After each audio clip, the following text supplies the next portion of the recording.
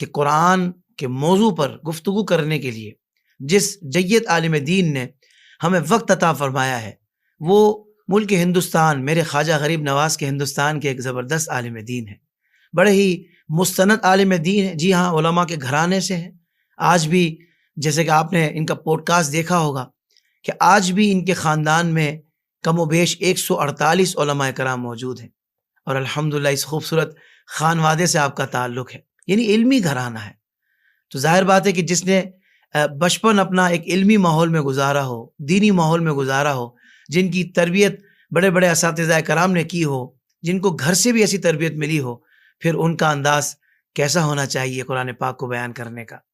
ناظرین کرام، چونکہ نام پروگرام کا تھا قرآن کی دنیا، تو ہماری چاہت تھی کہ اتنے بڑے عالم دین جن کو ایک عرصہ ہو گیا قرآن پاک کا درس بیان کرتے ہوئے، تفسیر قرآن بیان کرتے ہوئے، تو پھر عالم دین بھی ایسے ہی ہونے چاہیے۔ تو الحمدللہ ہماری خوش نصیبی کہ ہمارے درمیان وہ شخصیت، ہم نے صرف ان کے ساتھ پوڈ کاسٹ کیا تو لوگوں نے کہا کہ بھائی صرف کیا پوڈ کاسٹ ہی کریں گے، اس کے بعد دیگر پروگرامز نہیں ہوں گے حضرت کے ساتھ؟ تو عوام کی طرف سے بہت ڈیمانڈ کی گئی، بہت زیادہ اس بارے میں عوام کی چاہت کا ہمیں اندازہ ہوا کہ عوام چاہتی ہے کہ حضرت کے ساتھ ایک سیریز ہونی چاہیے۔ تو الحمدللہ ہم ایک ایسی جگہ پر جو نہ کہ پاکستان ہے، جو نہ ہندوستان ہے، ہم نے یہ انتظام کیا کہ حضرت کے ساتھ پروگرام کی ایک سیریز کی جائے۔ پروگرام کا نام قرآن کی دنیا، اور اس میں مختلف عنوانات پر بات کی جائے مگر قرآن سے۔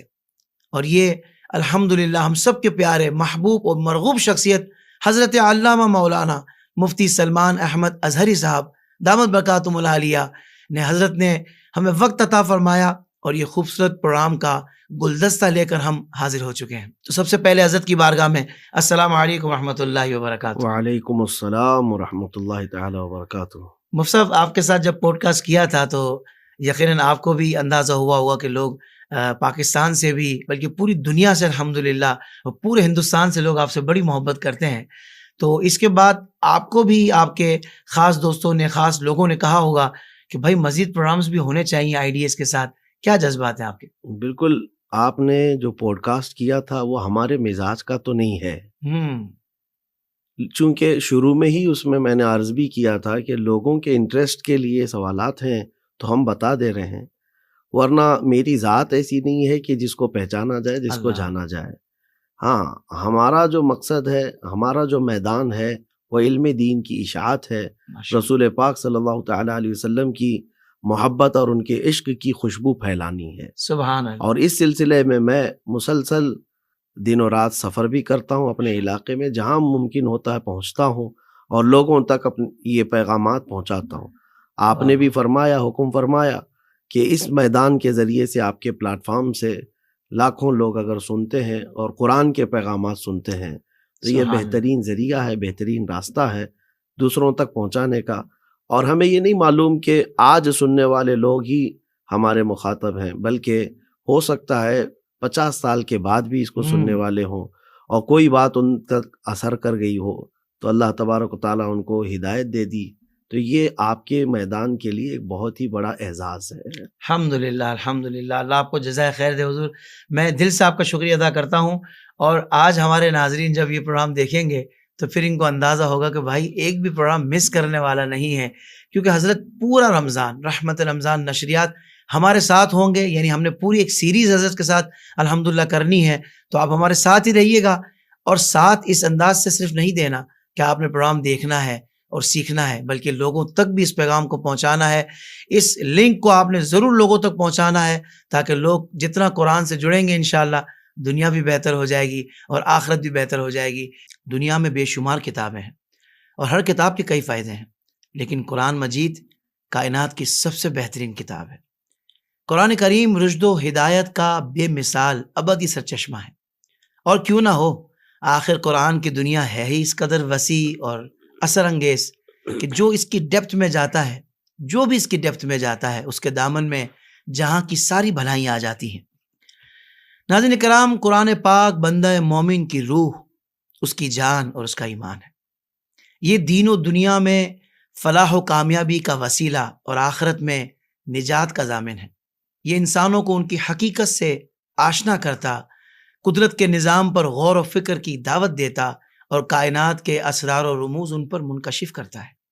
بے شک قرآن حکیم کتاب ربانی اور وسیلہ شفا اور نسخہ کیمیا ہے، کیونکہ یہی تو وہ کتاب ہے کہ جس میں دنیا کے تمام انسانوں کے دکھوں کا حل بھی ہے اور ان کی اخروی نجات کی ضمانت بھی۔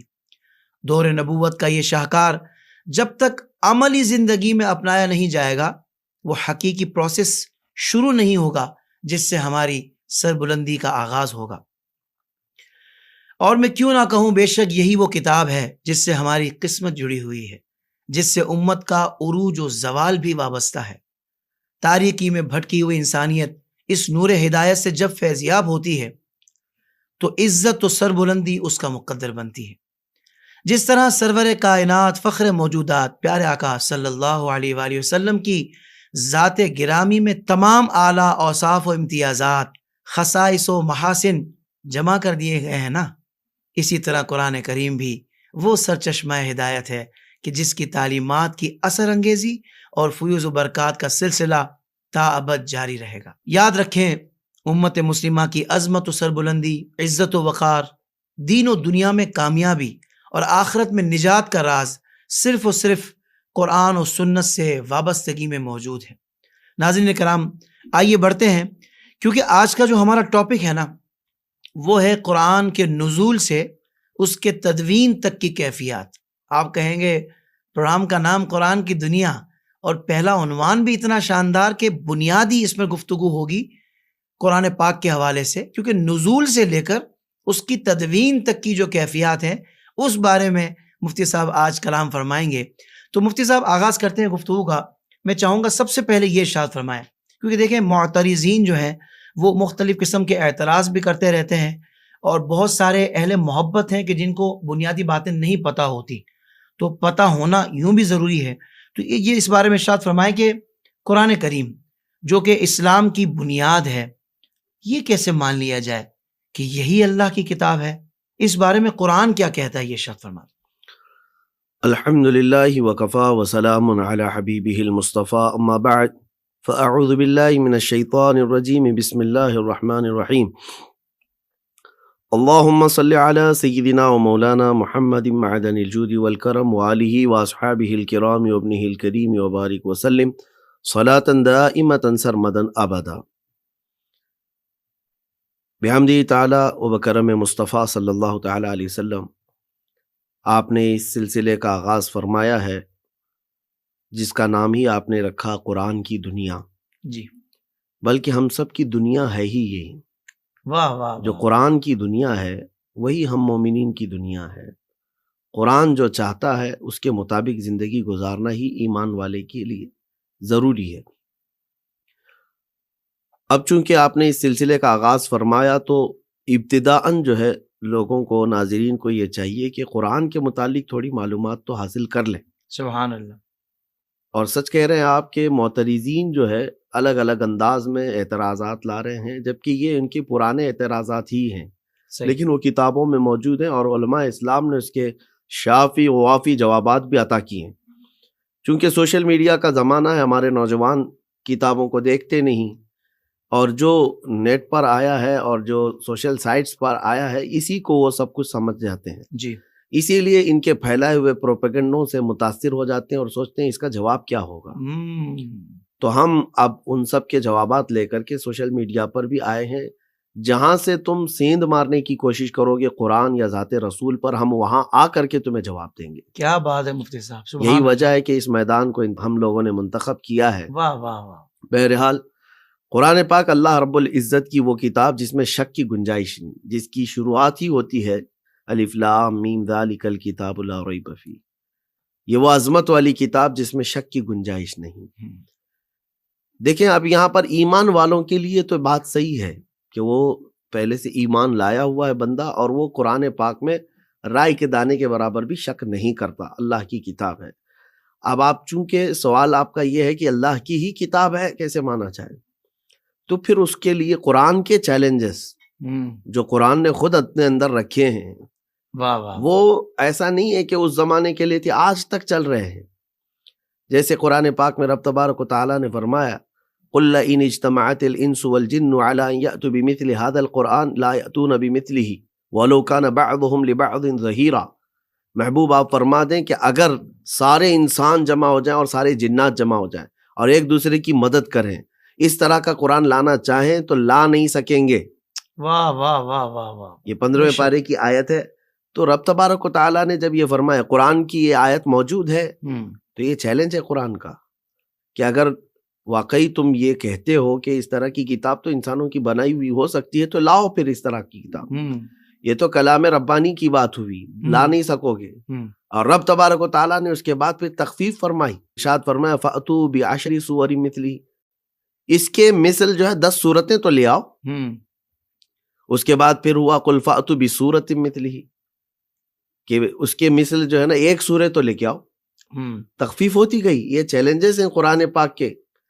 اور پھر اللہ تعالیٰ نے یہ بھی فرمایا وَإِن كُنتُمْ فِي رَيْبٍ مِّمَّا نَزَّلْنَا عَلَىٰ عَبْدِنَا فَأْتُوا بِسُورَةٍ مِّن مِّثْلِهِ، ایک سورہ اس کے مطابق لے آؤ اگر تم شک کرتے ہو ہمارے بندے پر اتاری ہوئی، بندے خاص یعنی رسول پاک صلی اللہ علیہ وسلم پر اتاری ہوئی اس کتاب میں تمہیں شک ہے تو لاؤ اس طرح کی ایک سورہ.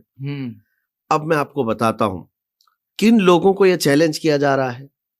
وہ عرب جو فصاحت و بلاغت میں ان کا یہ بات صاحب واہ واہ واہ، کیونکہ لٹریچر سے تعلق رکھنے والی چیز ہے. بہت اچھے، واہ واہ واہ. تو اس زمانے کے جو عرب دان تھے وہ آج کے عربیوں سے کئی درجے اوپر پہنچے ہوئے ہیں. آج کے جتنے بھی عرب ہوں گے یہ اپنی زبان کو صحیح یا غلط پہچاننے کے معیار کے لیے انہی پرانے شعراء کا ہی واسطہ لینا ہوگا. ان کو بالکل صحیح انہی کا ریفرنس دینا ہوگا کہ فلاں نے یہ استعمال کیا تھا تو یہ عربی کی فصیح چیز ہے.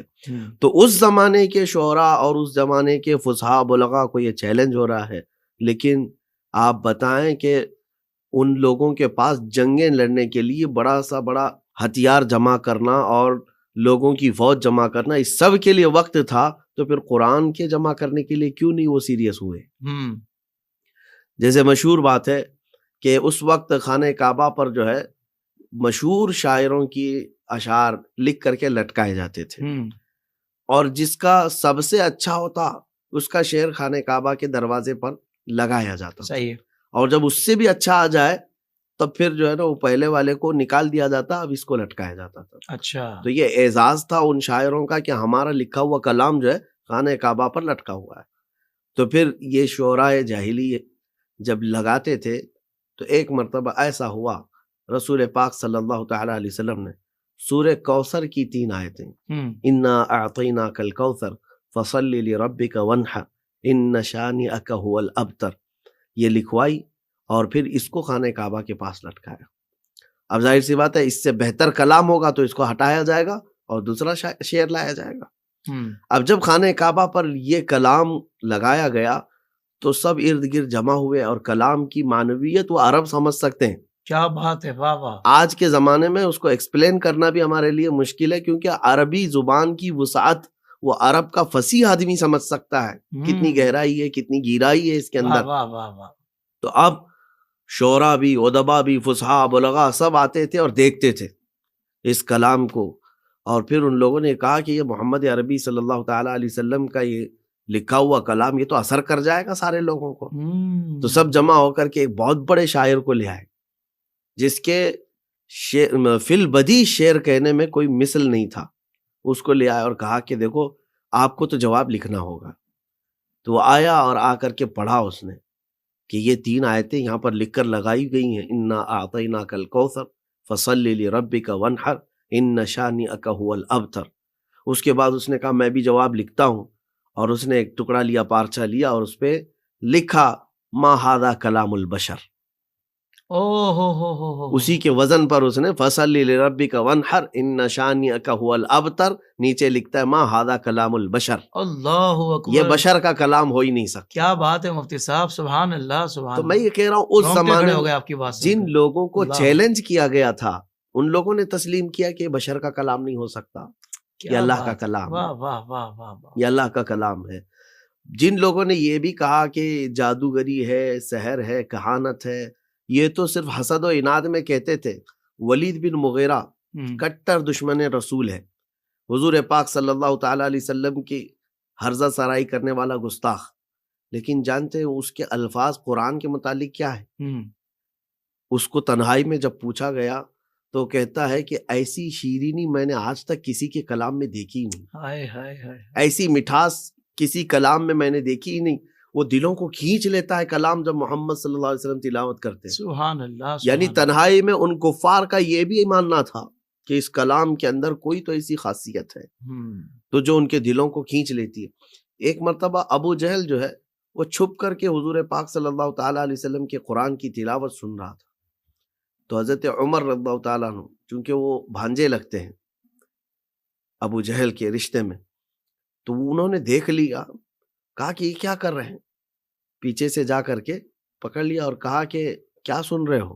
ہم، قرآن پاک، باہر اتنی بڑی دشمنی ہے. ہم، تو اس نے کہا ہاں تنہائی میں سن رہا ہوں، اس لیے کہ اس کلام کے اندر جو جاذبیت ہے، کھچاؤ ہے، اوہ، میں نے عرب میں ایسا کلام دیکھا نہیں ہے. واہ واہ واہ واہ، لیکن پھر ایمان کیوں نہیں لاتے؟ ناک کا مسئلہ ہے. یعنی یہ ہے کہ اگر ایمان لے آئے تو اتنے دنوں تک جو دشمنی کیا ہے ہم، تو وہ لوگ کیا کہیں گے، یہ ہائے والا ہائے، جو مسئلہ ہے نا وہ آج بھی موجود ہے کچھ غیر مسلمین کے لیے ہم، جو ہدایت کے قریب نہیں آتے، صرف اس بات کو سوچ کر کے کہ کیا کہیں گے لوگ. لوگوں کے متعلق سوچ کر کے کئی لوگ اصلاح کے راستے پر بھی نہیں آتے. اللہ، یہ بہت بری کیفیت ہے جو جی، شیطان ڈالتا ہے. اصلاح کے راستے پر بھی نہیں آتے. بہرحال قرآن چونکہ اللہ تبارک و تعالیٰ کی کتاب ہے تو یہ اس زمانے میں بھی ایسی محکم تھی اور آج بھی. چلے اس زمانے میں شعراء ادبا وہ نہیں کر سکے، اگرچہ ایک مشہور واقعہ یہ بھی ملتا ہے، لگے ہاتھوں میں آپ کو یہ سنا دیتا ہوں کہ مکہ والے بڑے پریشان رہے کہ چیلنج پر چیلنج ہے قرآن کا کہ اس طرح کی ایک کتاب لے آؤ، اس طرح کی 10 سورتیں لے آؤ، اس طرح کی 10 آیتیں لے آؤ، ایک طرح کی سورے لے آؤ، لا نہیں پا رہے ہیں. جبکہ ان کے جو لکھے ہوئے مکہ کے قصائد ہیں نا عربی میں ہم، وہ اتنے زیادہ ہیں کہ ان کا احاطہ مشکل ہے.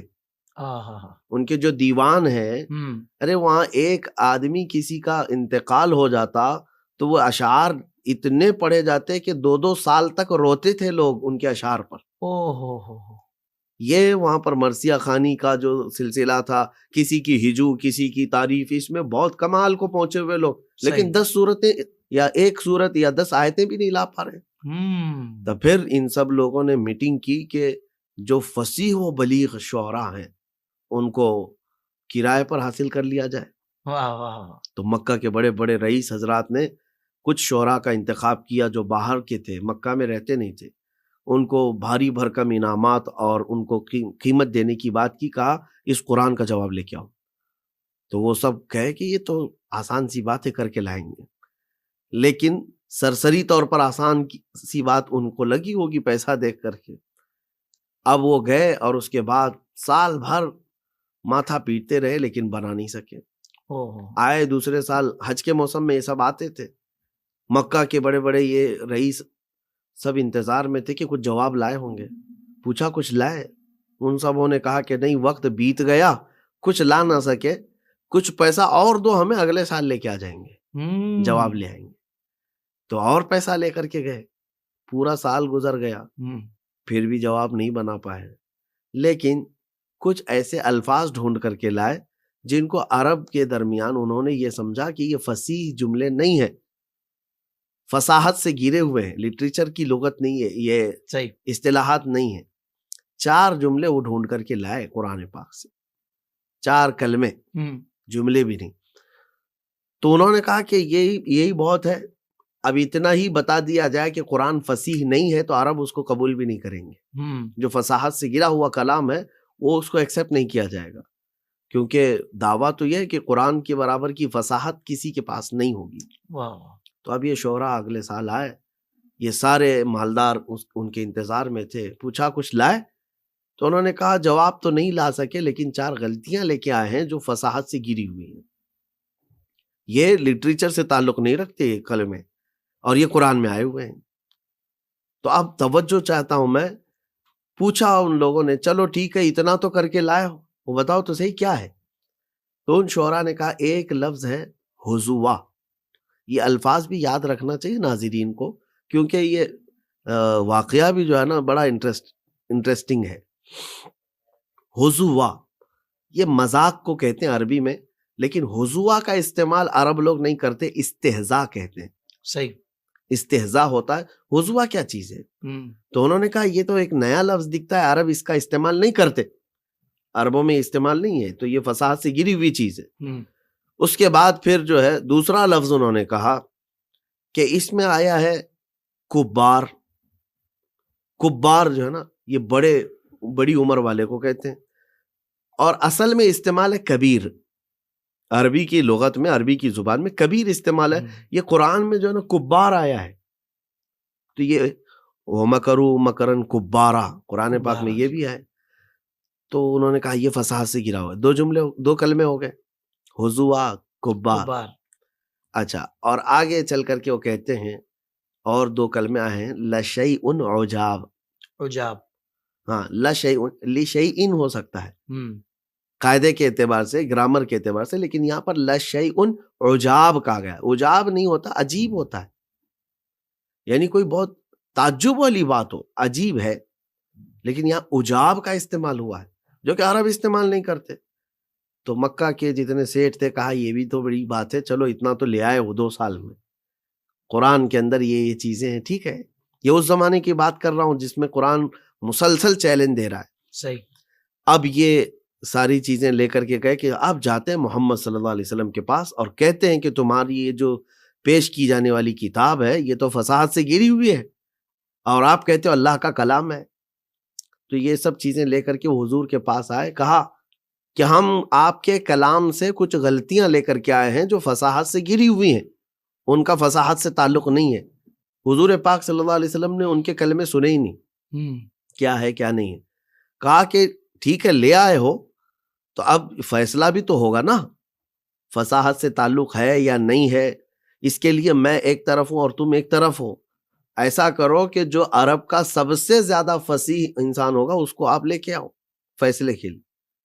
تو ان لوگوں کے اوپر چھوڑ دیا گیا کہ آپ لے کر کے آؤ جو فصاحت اور بلاغت کا بادشاہ ہونا چاہیے، جس پر سب کا اتفاق ہو. بہت اچھے. تو اس وقت عرب کا ایک ایسا بوڑھا آدمی جس کی عمر 96 تھی، 96 سال کا تقریباً بوڑھا آدمی، جو پہاڑوں پر رہتا تھا اور شہر میں صرف اس لیے نہیں آتا تھا کہ شہر کی زبان اس کی فصاحت میں مل نہ جائے، اللہ اکبر، نئے کلمے مل نہ جائیں. شہر والے مکس کلچر والے لوگ ہوتے ہیں، اتنا بلند معیار رکھتا تھا. ہاں، کہ مطلب اس کی زبان کی فصاحت میں کوئی بات نہ آئے، اس لیے وہ پہاڑوں کے اوپر زندگی گزارتا رہا. کیا بات ہے. تو عرب کے سارے گئے اس کے پاس اور جا کر کے اس سے کہتے ہیں ایک مسئلہ آ گیا ہے، ایک مسئلہ آ گیا ہے کہ آپ کو فیصل بن کر کے چلنا ہے کہ ہمارے اور محمد صلی اللہ علیہ وسلم کے درمیان ایک مقدمہ ہو رہا ہے. انہوں نے الفاظ تو نہیں کہے لیکن یہ کہا کہ کچھ فصاحت اور بلاغت کے متعلق آپ کو فیصلہ دینا ہے. بوڑھا چل پڑا کہ چلو ٹھیک ہے، فیصل کی حیثیت سے جانا ہے، میں آ رہا ہوں. جب وہ اس بوڑھے آدمی کو منا کر کے لے کر کے آئے حضور پاک صلی اللہ علیہ وسلم کے پاس، اس وقت نبی پاک صلی اللہ تعالی علیہ وسلم جلوہ فرما ہے. لوگوں نے کہا کہ صاحب آئے ہیں اور فیصل کی حیثیت سے آئے ہیں. حضور نے دیکھا تو آپ بیٹھے رہے. بوڑھے کی عمر 96 اور 96 سال کا، اس کے لیے کوئی آپ نے وہ نہیں دکھایا. وہ آ کر کے دیکھا حضور صلی اللہ علیہ وسلم بیٹھے ہوئے ہیں تو وہ بھی آ کر کے بغل میں بیٹھ گیا. جیسے ہی وہ بیٹھا حضور کھڑے ہو گئے. حضور پاک صلی اللہ علیہ وسلم کھڑے ہو گئے تو پھر وہ بھی گھبرا کر پھر وہ بھی کھڑا ہو گیا. حضور پھر بیٹھ گئے، پھر وہ بھی بیٹھ گیا. ایک 96 سال کے بوڑھے کو اٹھک بیٹھک کرانا آسان بات تو ہے نہیں. اور پھر بیٹھ گیا تو حضور نے فرمایا یہاں نہیں، ادھر آ جائیے. تو اس کو سامنے بلایا. پھر اس کے بعد وہ سامنے بیٹھ ہی رہا تھا کہ حضور نے فرمایا نہیں ادھر ہی صحیح ہے، ادھر بیٹھ جائیں. یہ جو 2-3 مرتبہ ہوا سٹ ہی آ گیا دماغ کے اوپر. ظاہر سی بات ہے بوڑھوں کو جلدی غصہ بھی آتا ہے. غصے میں آیا بوڑھا اور بول پڑا محمد صلی اللہ علیہ وسلم پر. حضور کو مخاطب کر کے کہنے لگا یا محمد اتتخذونی حضوا وانی شیخ کبار وان ھذا منکم لشیء عجاب. اللہ اکبر. یہ جملے تھے اس کے. کہا کہ اے محمد تم میرا مذاق اڑا رہے ہو، میں شیخ کبار ہوں اور یہ چیز آپ سے بہت عجیب ہے. وہ 4 کلمے جو شعراء ڈھونڈ کر کے لائے تھے غلطیاں ہیں، یہ بوڑھا وہ کلمے خود اپنے زبان میں استعمال کر رہا ہے، جو ان کی نظر میں سب سے زیادہ فصیح تھا. سب سے بڑا فصیح تھا. اللہ اکبر. تو اب اندازہ کریں آپ اللہ کہ فیصلہ یہاں حضور پاک صلی اللہ تعالیٰ علیہ وسلم دیکھتے رہے. ایک بار ان کو دیکھیں، ایک بار اس بوڑھے کو. کہا کہ حضور نے فرمایا کہ تم تو فیصل بنا کے لائے تھے، یہ تمہارا سب سے زیادہ فصیح انسان وہ کلمے استعمال کر رہا ہے. ہائے ہائے ہائے ہائے، اللہ اکبر. تو قرآن پاک کے جو اعجازات ہیں ہر زمانے، ایک بار تو یہ شعرا ہیں ایک سورہ بنا کر کے بھی لائے تھے، القاریہ ملقاریہ وما ادراک ملقاریہ.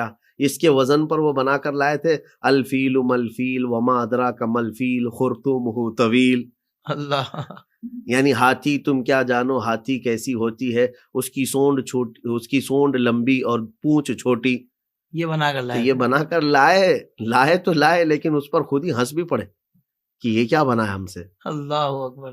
تو قرآن پاک کے جو چیلنجز ہیں وہ برقرار آج بھی ہیں. چلیں یہ اس زمانے کی باتیں ہوئی. قرآن کو جو اللہ کی کتاب نہیں مانتے یا نہیں سمجھتے، تو پھر آج ان کے پاس کس چیز کی کمی ہے؟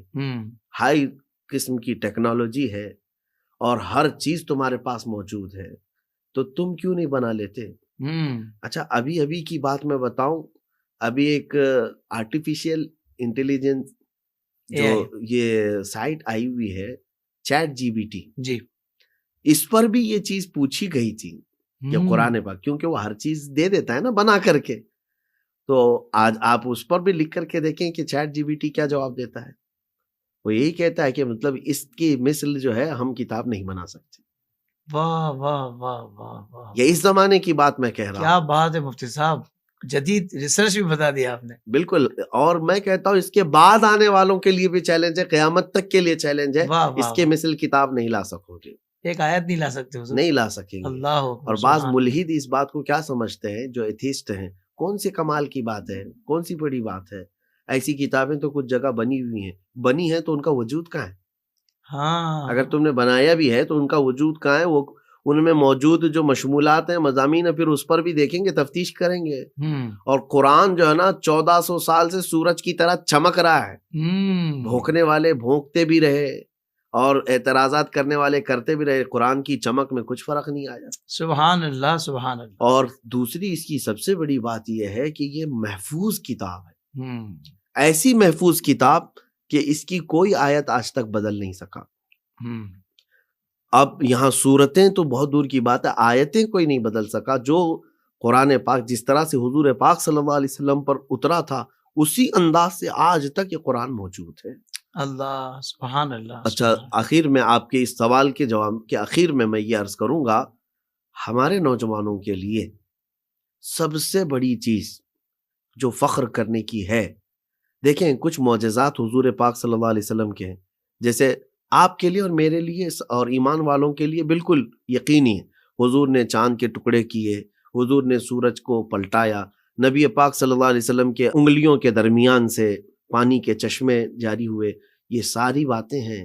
ہو سکتا ہے ایک اجنبی جو ہے اس کو کہے تمہاری کہانیاں ہیں یہ، وہ کہے ہم یقین کرتے ہیں، لیکن سامنے والے کے منہ پر مارنے کے لیے سب سے بڑا چیلنج قرآن پاک ہے. یہ تو موجود ہے ابھی آج بھی. معجزہ ہے رسول اللہ کا، اور معجز ہے یعنی عاجز کرنے والی کتاب ہے. کیا بات ہے مفتی صاحب، سبحان اللہ. تو میں یہ کہتا ہوں کہ قرآن سے بڑھ کر کے تمہارے پاس آج کوئی ایسا پروف نہیں ہے. واہ واہ واہ. قرآن جو ہے حضور پاک صلی اللہ علیہ وسلم کا زندہ جاوید معجزہ ہے، اللہ کا کلام، جس کے ذریعے سے تم پوری کائنات کو آج چیلنج کر سکتے ہو، لاؤ اس کے مثل کوئی کتاب ہے تو. واہ واہ واہ واہ سبحان اللہ.